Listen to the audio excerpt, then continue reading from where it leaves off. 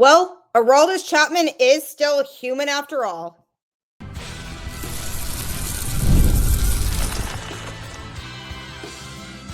You are Locked On Red Sox, your daily Boston Red Sox podcast. Part of the Locked On Podcast Network, your team every day. Hello and welcome to Locked On Red Sox, your daily Boston Red Sox podcast, part of the Locked On Podcast Network, your team every day. I'm your host, Gabby Maljanian, former ESPN social media associate and current host of the Boston Balling podcast as well. And I'm here to bring you the latest in all things Boston Red Sox, Monday through Friday straight to your favorite podcast feed. And the best part, it's all free. So make sure you tune in because Locked On is here for you every single day. This episode is brought to you by 5 Hour Energy. Enter for a chance to win a dream golf trip for two to any golf tournament in the USA. Visit 5-h-e-win.com for full rules and entry. No purchase necessary. Excludes the Masters tournament. Ends October 31st, 2025. Well, I would normally start the episodes by saying happy insert whatever day it is. But today's a little bit of a frustrating Thursday because the Red Sox took a frustrating loss yesterday against the Athletics. They fell 5-4 in a game in which it really felt like they let it get away from them. And Aroldis Chapman proved that he is human after all. Going to be discussing that on today's show, as well as the debut of Kyle Harrison and other big takeaways from this game as the Red Sox go and look ahead to a massive weekend series against the New York Yankees. So Aroldis Chapman has been absolute nails all season long for the Red Sox as their closer. He was pitching to a .98 earned run average going into this game, and he had pitched to 50 straight batters without allowing a single hit. A hit. The last hit that he had allowed was a home run on July 23rd, and it had been nothing since then. Opposing hitters were not able to even touch him at all.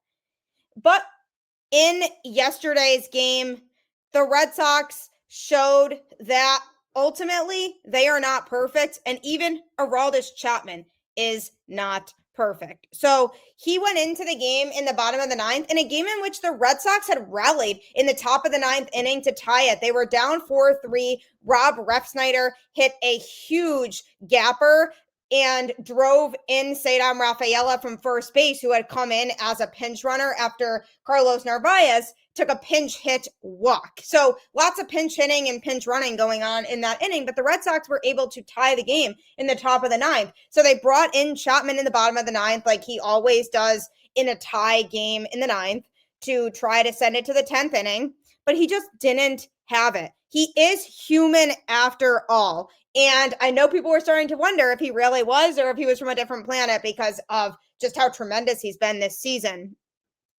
His 14 2/3 straight innings of not giving up a hit dating back to July 23rd streak was broken when Shea Langoliers let off the bottom of the ninth inning with a double into the left field gap. He then advanced to third base when Brent Rooker flew out to left, and then Butler came up and got a 1-2 fastball right down the middle and smacked it the other way to end the game. So obviously Chapman wasn't as polished in this game as we've seen from him over the course of the season, but that is to be expected. Every pitcher is going to have days where they don't have it. Nobody's perfect at their job, and we would all be lying to ourselves if we said that we went to our jobs every single day and we're just 100% perfect all the time at everything that we did. No, everybody makes mistakes. It's part of life. It's a part of human nature. And Aroldis Chapman is a human being who put on display in yesterday's game the fact that he is still human, and this perfect streak of not allowing a hit was not going to last forever. And it's much better for it to happen now than in the playoffs. And honestly, the fact that it happened now shows that he is going to move forward and he's going to bounce back from this and say, I don't want this to happen in the postseason at any cost, so I am going to fix this.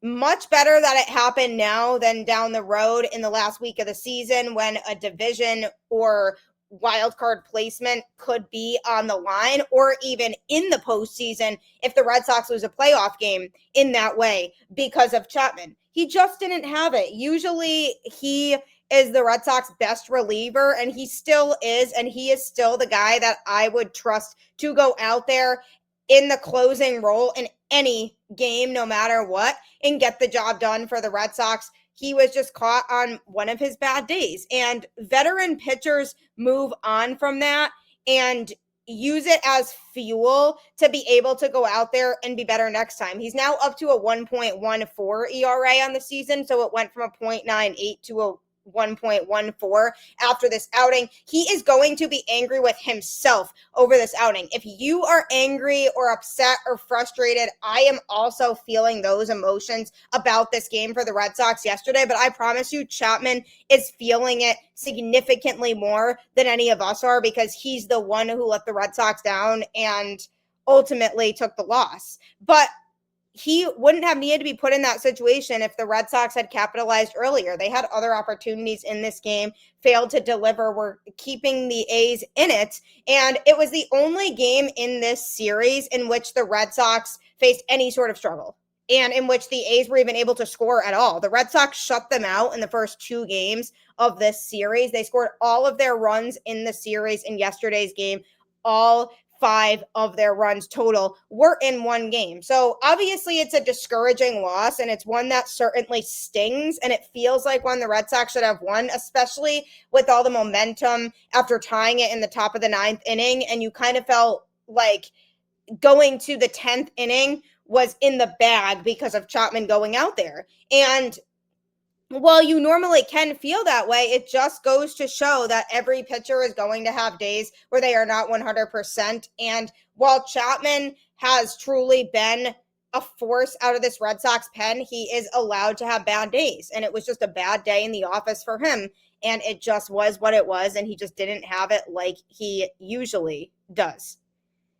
It's definitely frustrating because him allowing 2 hits in an inning seems insane, because that's just not something anybody has been used to seeing. But ultimately, at the end of the day, I still trust Aroldis Chapman 100%. He is still the best closer in Major League Baseball. He is experienced.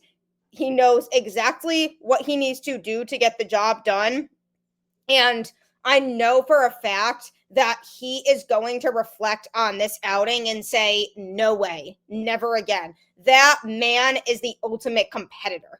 His stare down, the way that he goes about his warm-up routine, and just the fact that he needs to be 110% all the time. And if he's not, then that's a huge disappointment to him. So that's what separates the best of the best and the Hall of Famers from other players in this sport, is that mentality of absolutely not. I am not going to allow that to happen ever again.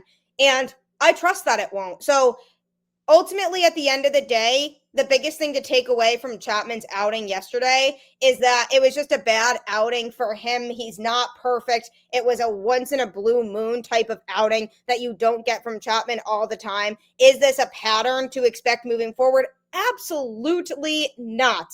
Chapman is the Red Sox closer. He has helped them win a lot of games this year, and he's going to continue to help them win lots of games. That A's lineup can be pesky. I've talked about it before. And ultimately, obviously, as disappointing as it was, the Red Sox did win the series. Would have been nice to have the icing on the cake with the sweep, but Aroldis Chapman is also human, and nobody's perfect. He will bounce back.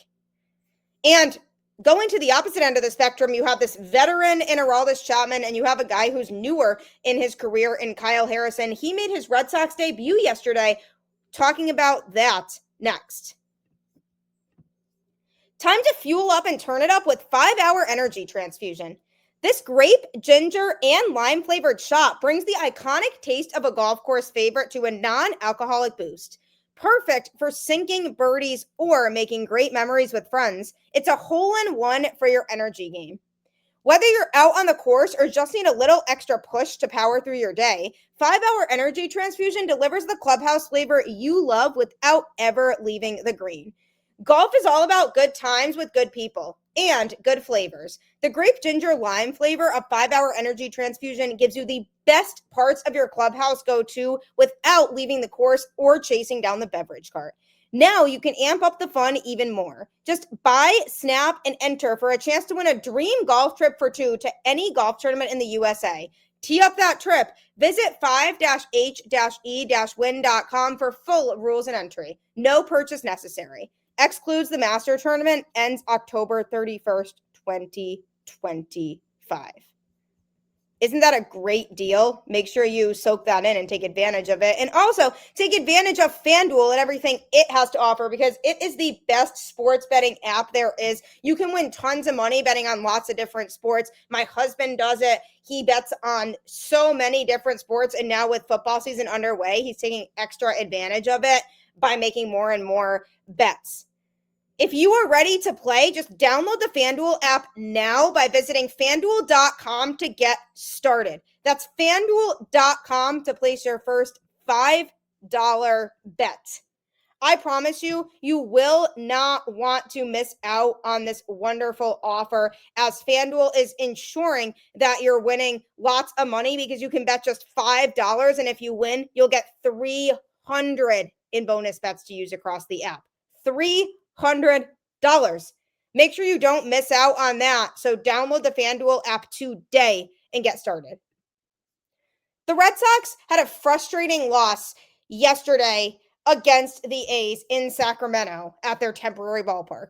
And I know it's a loss that very much stings, and it feels like a loss that should have been a win. The Red Sox had opportunities in this game. They even rallied to tie the game in the 9th inning, and they took a lead earlier on, and it just kind of was going back and forth for a while, and they just couldn't get the job done. Aroldis Chapman in particular ended up taking the loss, and as disappointing as that is, it is what it is. He's going to take losses here and there. He is only a human being. He will bounce back. I am not concerned at all about that. But among the frustration that took place in the game yesterday, Kyle Harrison made his Red Sox debut, and he looked good. He came in relief. The Red Sox had a bullpen game. Peyton Toley started the game, and through 2 innings, giving up 3 hits and 2 earned runs because he gave up 2 homers. He also recorded 2 strikeouts.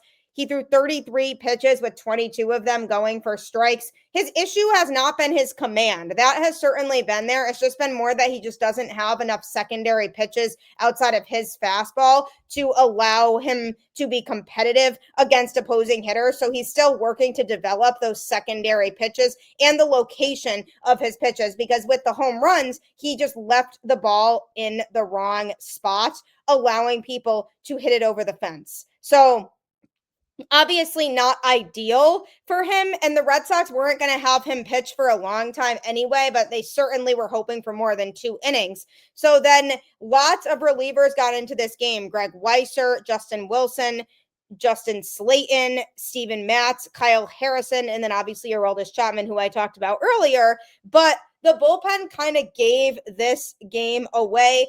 A lot of them were not overly sharp. Justin Slaten gave up 2 earned runs as he threw just a third of an inning, giving up 2 hits and a walk. So he just didn't have it. His command was certainly not there in his part of the outing. So it was overall a team effort in this loss, but some players had it more than others, including Kyle Harrison, who made his Red Sox debut in this game.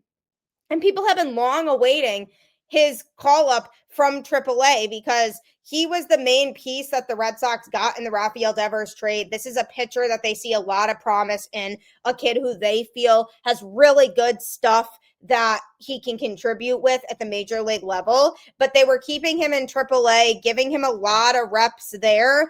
And then as more and more pitching injuries started happening, more spots opened up and became available in the Red Sox rotation. So that opened up a spot for Kyle Harrison, who was called up from AAA yesterday and went into the game and threw 3 innings, giving up 3 hits, no runs, no walks, and recorded 2 strikeouts. He threw 49 pitches with 35 of them going for strikes, and he has a 4.05 ERA on the season. talk about dominance. He looked confident out there. Despite the fact that he gave up 3 hits, still looked poised and in control when he was out there. And when I was covering him in Worcester, one of the biggest things that I noticed about Kyle Harrison was that he did struggle a little bit with his command. Walks were a problem for him. And that was something that him getting called up to the majors, I said people would have to look out for, is making sure that his command was in check, because if he's not giving up walks, he has really good stuff and he can really overpower opposing hitters. And that's what we saw on display from him in yesterday's game. Over the 3 innings that he pitched, no walks. His command was there. I will say it's definitely something to continue to keep an eye on, is that command, because on any given day, he could give up 2 or 3 walks, but it was great to see him in total control in this game. And one of the biggest things I enjoyed about watching Kyle Harrison in this game was his arsenal. His slurve is a pitch that he has been working really hard to develop. He throws about 38.8% of the time with that pitch. The average velocity is 82.2 miles an hour on it. And he used it a lot in his outing yesterday. He also has a 4-seam fastball that he uses an equal amount of the time as the slurve at 38.8% with a 94.9 mile per hour average velocity on that pitch. So those are his 2 primary pitches that he feels most comfortable with, that he uses a lot of the time, is the 4-seam and the slurve. He also has a slider, changeup, and sinker. He doesn't use those as much. He was working the slider in a little bit more in Worcester. Here he is throwing that pitch a little bit, but primarily plans to utilize that 4-seam fastball and the slurve as his primary pitches. 14.3% is the usage for the slider, and it travels at about 87.6 miles an hour. So that's a good pitch that has potential. He just doesn't feel as comfortable with it. And then the changeup and the sinker, he doesn't use as much. The changeup, 6.1% of the time used with an 84.8 mile per hour velocity. And then the sinker, 2.0% of the time with a 94.8 mile per hour speed. So he has 5 pitches essentially that he can go to, which is something that has helped to really build up his arsenal. But when he started the season in AAA, he wasn't able to lean as much on all of those pitches because he didn't really have all of those up his sleeve. So he has come a long way since being in Worcester with the Boston Red Sox organization. He seems a little bit more adventurous and comfortable with utilizing other pitches and being able to lock in on his off-speed stuff a little bit more, which is what I really like from him. His placement of his off-speed pitches is good. He's not really leaving pitches right down the middle for meatballs for opposing hitters to hit over the fence. He's hitting them more to the right and left sides of the strike zone to try to get guys to chase those pitches, which is also really good stuff. 18.2% whiff rate in yesterday's outing for him. So it was good to see that he was finding some success in that area. And he is showing a lot of pro potential. Is he up in the majors to stay right now? It's too early to say. I don't know if the Red Sox see him as more of a spot start guy that they can utilize here and there, or if they want to make him a regular piece of the rotation. That's something that I'm sure we'll find out over time as time goes on. But he does have really good stuff in his arsenal that he's using. And one of the biggest keys for Kyle is going to be the continuation of utilizing all of those pitches to be able to continue to fool opposing hitters. The Red Sox are definitely going to do everything they can to build up Kyle so that he can be a success story out of that Rafael Devers trade, because the Red Sox aren't naive. They know that they traded a pretty hefty piece of their roster in Rafael Devers, and that it would be a huge letdown if none of the pieces that they got in return were to pan out. And Jordan Hicks, who has been struggling a lot, is now on the injured list. So the Red Sox are really going to try to make sure that Kyle Harrison works out for them, because they're also hoping that when Jordan Hicks returns from the IL, he could be a big piece for this team. But because there's some uncertainty there and they are not really sure, they really are banking on Kyle Harrison being the guy. The 24-year-old Harrison pitched in the big leagues last season and briefly in 2025, but he had been with AAA Worcester since joining the Red Sox organization. He made 12 starts for the Woo Sox and went 4-2 there with a 3.75 ERA and 50 strikeouts over 50.1 innings pitched in those outings. And while he's somebody that the Red Sox could use as a spot starter, like I mentioned before, or in the rotation, because he was pitching primarily as a starter in Worcester, for right now, it sounds like the plan is for him to be a reliever and coming out of the pen. Again, I don't know if that's going to be a longer term thing or if that's just right now and they do see him as more of a key rotation piece down the road, but that's looking like where his usage is going to lie for right now. He was a third-round pick by the Giants in 2020 and was San Francisco's top prospect heading into the 2024 season. Last year was his first season as a full-time starter, and he went 7-7 with a 4.56 ERA over 24 starts for the Giants. He appeared in 8 games for them to start the season this year, 4 of those being starts and 4 being relief appearances, and he put up a 4.56 ERA over 23.2 innings. So the good news is that there's a lot that he can do. There's a lot the Red Sox can work with there when it comes to Harrison because of the fact that he's experienced both pitching in relief and as a starter. So it allows that flexibility for the Red Sox if they wanted to pitch him in relief versus as a starter or vice versa. They could kind of stick him into either role depending on team needs. And that's also probably why they haven't really made a direct decision yet on where he's going to be, because it all depends on circumstances and where the pieces fall. But he could play either as a starter or as a reliever, which is a great sign for the Red Sox. Good first outing for him. Hopefully that continues because the Red Sox do really need that. And coming up, I'm going to be going over other big takeaways from the Red Sox frustrating Wednesday afternoon loss. You've probably seen a million ads for hair growth products and thought, sure, like that actually works. There are so many products out there, and it's hard to know which ones are actually going to do anything. That's why you should give Nutrafol a closer look. Nutrafol is the #1 dermatologist recommended hair growth supplement brand, trusted by over 1.5 million people.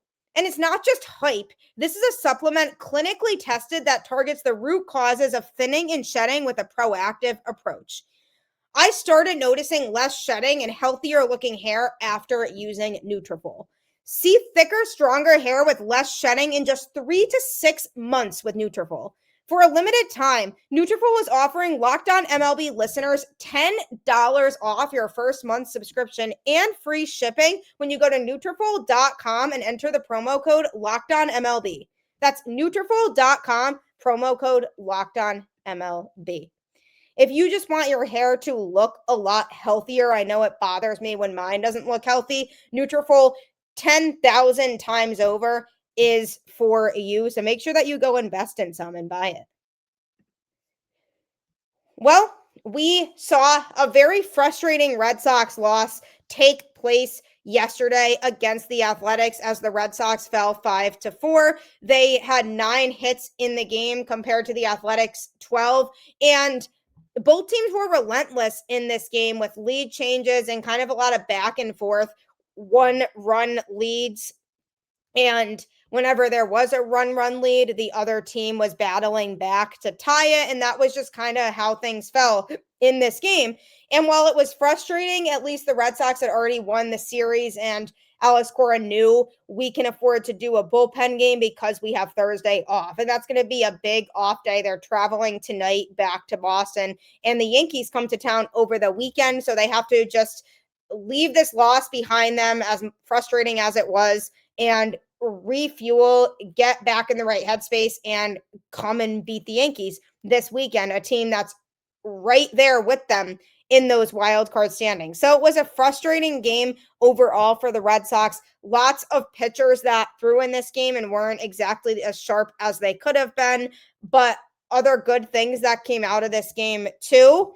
So overall, it was a game in which the Red Sox let it get away from them. It was the finale of a 3-game series, and there were just collisions in the field, just some bad base running, plus a lack of situational hitting and a combined 13 pitchers used by the two teams, including 8 by the Red Sox. So it's not like it was a super sharp game for the A's either. Both teams displayed kind of a mess out there when it came to terrible sends by the A's, and just David Hamilton getting caught stealing in the 9th inning, things like that kind of added up in this game. But just a lack of situational hitting overall by both teams. The Red Sox definitely were guilty of that in this game, as they've struggled with runners on base a lot this season. They went just 2 for 16 with runners in scoring position in this game. So they definitely had opportunities and failed to come through there. And they stranded 8 runners on base. I have mentioned this multiple times before, that I do have concerns about the Red Sox when it comes to their ability to drive in runners in scoring position. It's something that I am hoping the Red Sox can improve on, but it's definitely something that I could see hurting them in the playoffs if they don't figure that out soon. This was another example of a game in which the Red Sox failed to come through on several occasions when they could have broken the game open and could have walked away with a win in this game. So that was definitely frustrating. Obviously, Aroldis Chapman proving he's human was another thing. But the Red Sox offense was good at first and then literally stalled after the 4th inning, as in straight up just hit the brakes. The Athletics pitchers combined to retire 15 Red Sox batters in a row after that inning. And that changed against Elvis Alvarado, who couldn't preserve that 4-3 A's lead in the 9th. As I was talking about before, the Red Sox were able to rally back and tie it. But it just was frustrating because the Red Sox were hitting a lot early on, and then they just couldn't get anything across after that. So again, having opportunities, and then they completely stalled, and the offense just fell asleep. So when the Red Sox tied it in the top of the 9th, Carlos Narvaez was able to work that pinch hit walk, and then Rob Refsnyder was the hero. And then, unfortunately, the A's obviously erased that rally in the bottom of the 9th. That's in the past now, too. Chapman is going to move on. But another thing that was a concern in this game and has been an issue for the Red Sox as of late down the stretch is Justin Slaten's overall performance. This is kind of becoming an issue for the Red Sox down the stretch here because of his track record and the fact that he has thrown well for the Red Sox overall, especially in high leverage situations. He was considered a bullpen savior as he approached his return from a 3-month injured list stint. And with the way that the Red Sox pitching staff was kind of hurting, they felt like they desperately needed him to come back and pitch out of the pen and kind of save the day because he was always super reliable as a high leverage arm prior to that. But in a handful of appearances since coming back in late August, he has struggled. He just hasn't looked as sharp, not even close really to how sharp he looked prior to getting hurt. 5 days after allowing 4 runs and 4 hits in a brutal inning in Arizona, he took the 5th inning yesterday with a 1-run lead and was hit around. Really, though. Jacob Wilson led off with a single, and then he took 3rd when Brent Rooker doubled and barely beat a throw to 2nd. Slaten then proceeded to walk Lawrence Butler before he was then pulled for Steven Matz, who came in and gave up a 2-run first pitch double to Tyler Soderstrom, which handed the A's the lead. And Tyler Soderstrom is one of their better hitters, so obviously he's tougher to pitch to anyway, but I can't be mad at Matz. I can be mad at Justin Slaten for not being nearly as sharp since coming off the IL, and it's just been a big disappointment with him, which is a concern because this is a high leverage guy, or at least somebody that you wanted to be able to rely on in high leverage. And so far, he just hasn't shown since coming back from the IL that he can still be trusted in high leverage, and that's a little bit scary because if ever you lose a high leverage arm or feel like you can't trust a high leverage arm, then you have to go back to the drawing board and try to figure out who you can try to work into those high leverage situations and can actually be trusted. So that's definitely another thing to think about here as the Red Sox navigate through these last few weeks of the regular season. Is Justin Slaten going to be able to turn things around, or is he going to have to start pitching in low leverage situations, at least temporarily, until he does figure things out? He's allowed 7 earned runs and 12 hits in just 5 1/3 innings since returning, and the Red Sox desperately need him to get back on track before October, so hopefully that does happen. The loss ended up dropping the Red Sox to 3.5 games behind the Blue Jays in the AL East race and a half game behind the Yankees at the time after the Red Sox finished their game. So obviously they're still tight with these teams. They're still in close proximity of these teams, and the Yankees especially. It's been a back and forth battle between the Red Sox and Yankees over the last couple months for that top wild card spot. So that makes this upcoming weekend series even more important. So obviously, Kyle Harrison was a bright spot on the day. Peyton Tolley struggled again. You do have to wonder if the Red Sox rushed him up to the majors a little bit. You have to remember he started the season at single A, so he worked his way up through the system really quickly. But I really did worry a little bit about him being called up when he did.